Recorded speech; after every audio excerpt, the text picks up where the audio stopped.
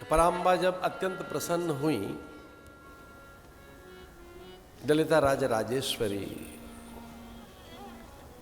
सुधा सागर मध्यस्थाम अथवा सुधा सिंधुर मध्य, जो सुधा के सिंधु के मध्य रहती है। सिंधु सुधा का, अमृत का। स्वर्ग को तो केवल एक ही घट मिला ना, और उस पर कितना झगड़ा हुआ, देवारसो संग्राम, लेकिन वो तो सुधा के सागर में रहती है।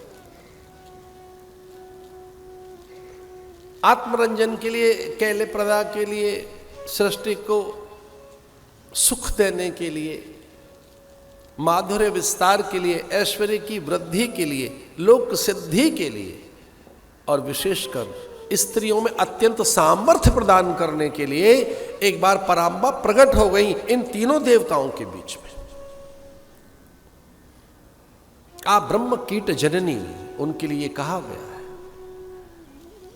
चतुरानंद ब्रह्मा, देवादिदेव महादेव और ये सहस शिरिखा पुरुखा भगवान आदिनाथ जगन्नाथ नारायण आनंदित हो गए।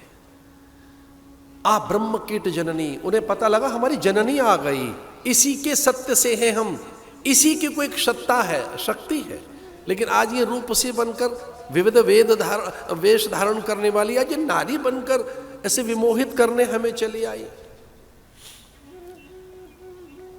उनकी एक शक्ति प्रकट हुई और माँ ने कहा मेरा वर्ण कर लो। ब्रह्मा ने कहा ना, मैं तो कल्पना भी नहीं कर सकता आपके वर्ण की। नारायण ने आंखें मूंद ली, वो खिन्न हो गई, अप्रसन्न हो गई। तो महादेव को लगा कि क्यों इन्हें रुष्ट करें। महादेव ने कहा चलो हम वर्ण कर लेंगे आपको, हम वर्ण करेंगे आपको, लेकिन हमें मिलेगा क्या? हम आपको अगर वर्ण करेंगे तो हमको आप क्या प्रदान करेंगे?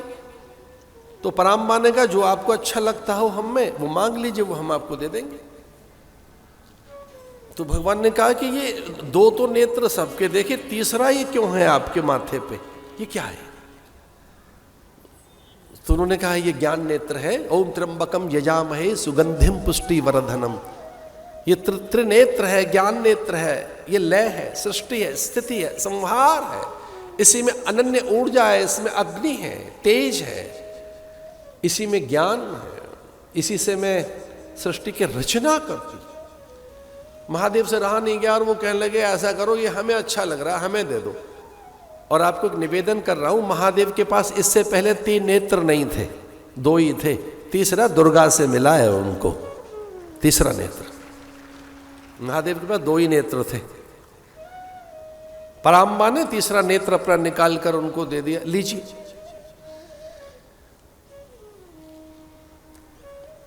इससे आप संहार कर सकते हैं हेय का, निंदनीय का, जो त्याज्य, अग्राही है, अमान्य है, अपूज्य है, निशाचरों का। भगवान संहारक है ना।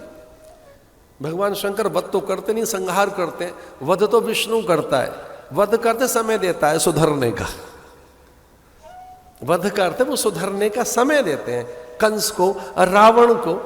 लेकिन महादेव संहार करते हैं, दुर्गा संहार करते हैं। तो बहुत सुंदर प्रसंग है कि नेत्र भगवान को मिल गया और भगवान को लगा कि पता नहीं अब ये खाली जगह इनकी हो गई है, अब ये क्या रखेंगे यहाँ।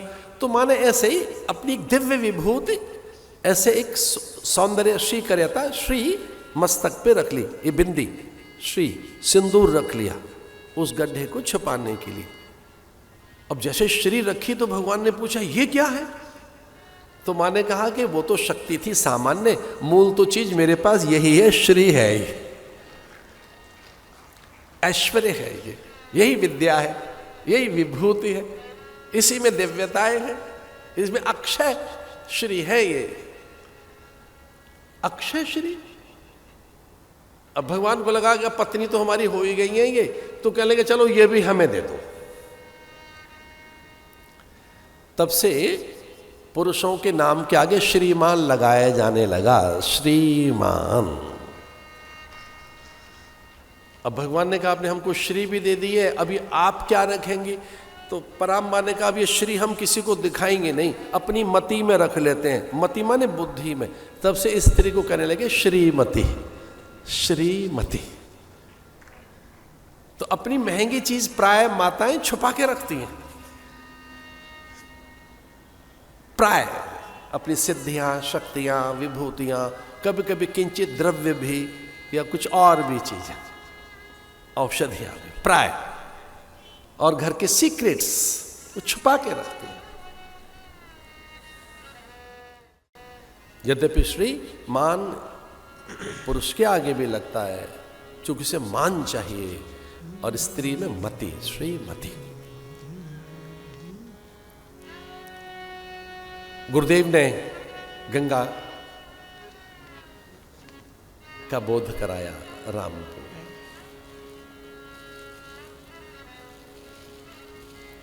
राम ने नहीं पूछा है कि ये सामने नदी कौन सी है,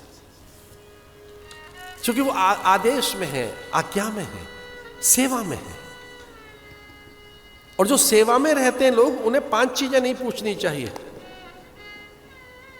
आप कहेंगे बड़ा कौतुक बोल रहे हैं आप, गुरु से 5 चीजें न पूछें। हाँ, कौन कौन सी? ये शास्त्र कहता है ये 5 चीजें गुरु से मत पूछो। कौन कौन सी? कौन, कब, कहां, कैसे और क्या।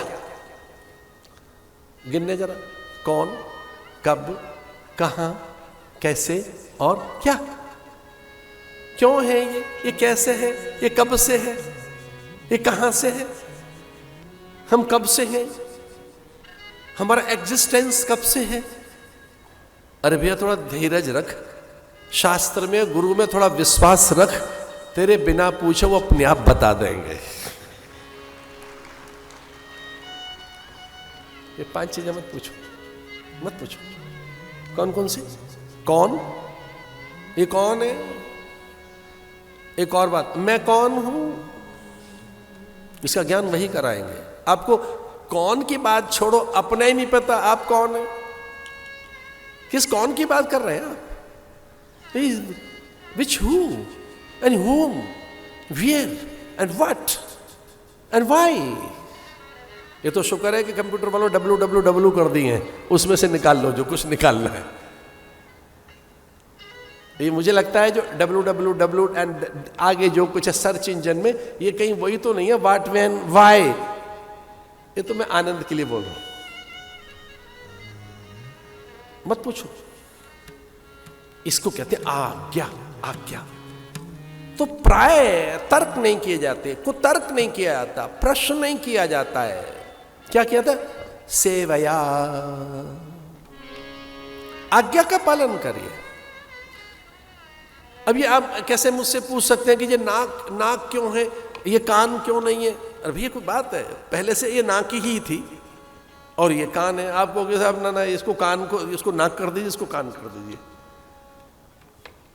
कुछ चीजें हो सकती हैं कि विचलित कर रही हूं। कितना ग्रंथों में संशोधन करवाओगे भाई? हो सकता है न समझ आ रही हो सकता है कि कुछ चीजें व्याकुल करती हूं, पर किस कालखंड में, किस प्रसंग में क्या बात लिखी गई है।